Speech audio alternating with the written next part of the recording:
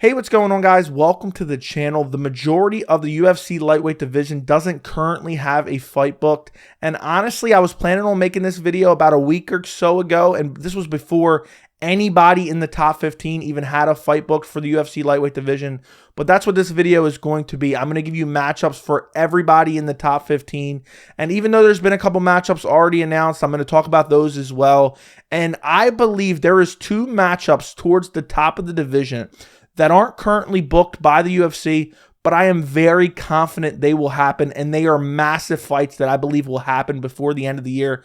And also, I'm going to start at the bottom of the division. I'm going to work my way to the top of the division, and I apologize for this first matchup because honestly, I don't even feel right booking this fight, but these are fights that I not only want to see personally, but I also think there's some legitimate possibility the UFC actually goes with these matchups as well. So let's start with number 15, Damir Ismagulov. I think the UFC should match Damir Ismagulov up with number 13 ranked Dan Hooker. I'm sorry, Dan Hooker. I feel terrible. Dan Hooker's on a losing streak right now. You know, he lost to Islam Makhachev, then he went down to 145 pounds, got bludgeoned by Arnold Allen. But, I mean, there's got to be somebody that's testing these up-and-coming guys. Damir Ismagulov just beat Guram Kutateladze, and Dan Hooker's unfortunately the gatekeeper of kind of like that top 10 of the lightweight division. And why not see how good Damir is? I know he looked good against Guram. He hasn't fought a ranked, opponent yet in his career. And I think Dan Hooker, it's now or never. Dan Hooker looked excellent, back in 2020 when he fought Dustin Poirier, almost finished him multiple times. And I get that he's on a losing streak, so it's kind of a weird situation. I wish I could find a better matchup for Dan Hooker, but you have to fight Damir Ismagulov. And if Dan Hooker can beat Damir Ismagulov, maybe he can work his way back into that top 10, maybe look ahead of him in the rankings rather than behind him. But right now, he's not in a position where he could turn down this fight. And I think this fight could be a lot of fun. Damir Ismagulov had a very close fight with Guram Kutateladze.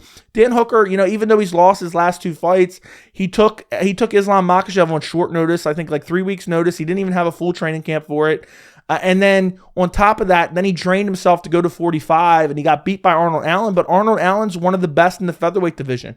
So I'm not 100% writing off Dan Hooker yet.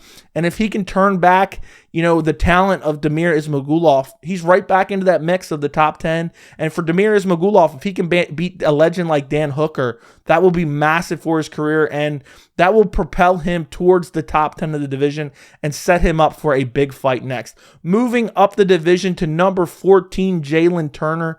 Jalin Turner just beat Brad Riddell. I don't remember if Brad Riddell was ranked when he fought him, but I wanted to give Jalin Turner a ranked opponent next. Unfortunately, there is not a ranked opponent available for him, but I have the next best thing. I want to see Jalin Turner versus Gregor Gillespie. Gregor Gillespie was ranked about number 9 when he was, calling out Tony Ferguson, which is such a stylistically favorable matchup to him. And apparently he's turning down other fights, the guys behind him. And, I think the proper punishment for Gregor Gillespie is Jalin Turner. And I think if Jalin Turner goes out there and beats Gregor Gillespie, it's still like beating a top 10 ranked guy, because a lot of people were high on Gregor Gillespie, but he's just super inactive. He's turning down fights. He's calling out the corpse of Tony Ferguson. And I think, what? He's been pulled from the rankings. He has to accept the fight at some point. And Jalin Turner has a lot of hype behind him. He just beat Brad Riddell, made it look easy. And now, if Gregor Gillespie can go out there and just out-grapple Jalin Turner, avoid the submission, I think that would be a massive win to put him back into relevance within the lightweight division. And for Jalin Turner, it'd be an interesting stylistic matchup because Jalin Turner is very well-rounded. He has great submissions. He has dynamic striking. He has power. If he can go out there and maybe stuff the takedowns of Gregor Gillespie and beat him up on the feet, that would be a big win and propel him. I already think he's on the cusp of becoming a contender within the lightweight division. But if he can go out there and starch a guy like Gregor Gillespie, it'd be massive. I mean, I know Kevin Lee brutally KO'd him with a head kick back at UFC 244. A lot of people were high on Kevin Lee after that fight. So this would be big for Jalin Turner. I think it's a fight that Gregor Gillespie at this point has to accept. The UFC also is kind of vindictive. They're probably not happy that Gregor Gillespie is turning down fights. That's why they removed him from the rankings. So who better to do the UFC's dirty work than Jalin Turner? And stylistically, I absolutely absolutely love this matchup. Gregor Gillespie, unlimited stamina, basically. Great wrestler. Jalin Turner, already talked about him. Super dynamic, super well-rounded. And we would have a lot of questions answered in this fight. So book Jalin Turner versus Gregor Gillespie. Moving up the division, number 13 is Dan Hooker. I already talked about that. Number 12 within the lightweight rankings is Conor McGregor. First off, Conor McGregor has not won a lightweight fight since 2016 when he defeated Eddie Alvarez. I honestly don't believe that Conor McGregor should still be in the lightweight rankings, but here he is. He broke his leg in his last fight against Dustin Poirier at UFC 264 in July of 2021. So who's the comeback fight for Conor McGregor? A lot of people have been saying, speculating, who's it going to be? Could it be Nate Diaz for the trilogy? Could it be Jorge Masvidal? Could it be this guy? Could it be that guy? Michael Chandler's calling him out. I think the UFC will book, and I personally want to see Conor McGregor versus Tony Ferguson. I think this fight makes perfect sense. Tony Ferguson's a legend of the sport, but he's on the decline. He just got brutally KO'd by Michael Chandler by front kick. And actually, I think Tony Ferguson is still a good fighter. I was surprised we saw him get chinned by Michael Chandler. I actually picked him to defeat Michael Chandler. But looking at it from Conor McGregor and the UFC's point of view, you look at all the potential opponents for Conor McGregor and his return. What's the biggest fight the UFC can make with the highest probability that Conor McGregor wins? The answer to that question is Nate Diaz. Well, Nate Diaz is not fighting him. He's fighting Khamzat Chimaev, and he may not even re-sign with the UFC. Who's second on that list? It's Tony Ferguson. And I absolutely love this matchup. It would be a massive pay-per-view. Stylistically, I've wanted to see this fight forever. I mean, you have Conor McGregor, say what you will about him, one of the most exciting fighters ever in the UFC, constantly moves forward, has dynamic striking. Tony Ferguson, they don't call him the boogeyman for no reason. This guy just presses forward, has unlimited stamina. I mean, he's super dynamic, super crazy, super unorthodox and wild, has good jiu-jitsu, doesn't have the greatest wrestling, but nobody in this fight, I think, is going to be shooting on a takedown. I think Tony Ferguson's going to be walking forward. I think Conor McGregor's going to be walking forward. And imagine the build-up to this fight. The press conference would be amazing. Tony Ferguson's weirdness with Conor McGregor's trash talk. I would love the UFC to book this fight. And on top of that, I think Tony Ferguson, for all he's done for the UFC and the sport in general, deserves a big payday. So I hope they make this fight. And I would absolutely die to see Conor McGregor versus Tony Ferguson. Moving up the rankings, you have number 11, Tony Ferguson, which we just talked about. And then number 10 is Arman Tsarukyan, who's coming off that very close loss to Mateusz Gamrot. I personally thought he won, but what are you going to do? Who is the UFC going to book Arman Tsarukyan up with next? I think the perfect matchup right now. It makes perfect sense in the division.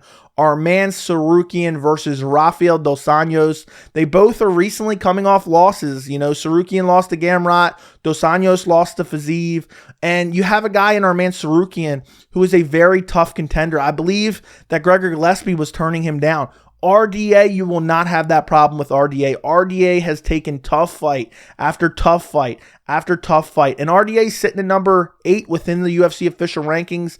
Arman is number 10. It just makes perfect sense.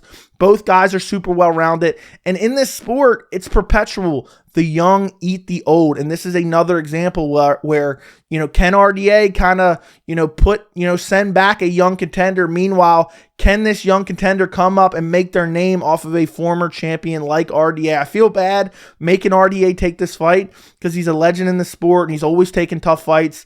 But I would love to see Tsarukyan tested against Rafael Dos Anjos because we know Arman is very good. We know Mateusz Gamrot is very good. But neither one of those guys have fought elite competition. We've seen them fight each other. It was a spectacular fight. And now, moving on after that fight, and I don't think either guy's stock went down in that fight. Now we get to see them both tested against known elite fighters, legends within the sport, and I cannot wait. I hope the UFC books Arman Tsarukyan versus Rafael Dos Anjos. Moving up to number 9 is Mateusz Gamrot. Mateusz Gamrot has a fight booked, and this is the fight that I would have said had I, made this video a week and a half ago. Mateusz Gamrot versus Beneil Dariush at UFC 280 in Abu Dhabi in October. I have a dedicated video on this that's about 8 to 10 minutes long. I will link that down in the description.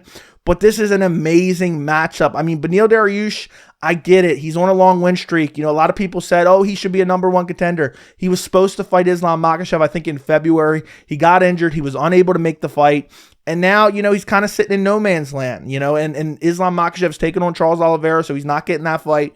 So it just makes perfect sense. Mateusz Gamrot sitting there at number 9, fighting number 6, Beneil Dariush. And I think the winner of that fight is probably the number 1 contender. Obviously, we have to see, how the championship plays out, if Volkanovski moves up from featherweight. But I think this is an amazing fight. I think stylistically, both guys, match up very well. Both guys are very well rounded. Both guys are very good grapplers. Both of their striking needs a little bit of work, but I think both of them are vastly improving. I think both of them could potentially be a champion, Beneil Dariush has been out for a while. He hasn't fought since UFC 262 when he beat Tony Ferguson, which I know that win hasn't aged very well, but I still think that's a quality win. And you have Mateusz Gamrot coming off that very close win against Tsarukyan, and this fight just makes perfect sense, and I cannot wait for that fight. Moving up the rankings, we have number 8, Rafael Dos Anjos, which I already talked about, and then moving up, you have at number 7, you have Rafael Fiziev. This is one of my favorite fighters in the lightweight division. When I first started this channel, somebody asked me, who's a fighter that's not even in the rankings that you could see becoming a future champion? And one of those answers was Rafael Fiziev. He's coming off that big win against Rafael Dos Anjos a couple weeks ago where he finished him in the 5th round. And I believe there is only one fight to make for Rafael Fiziev.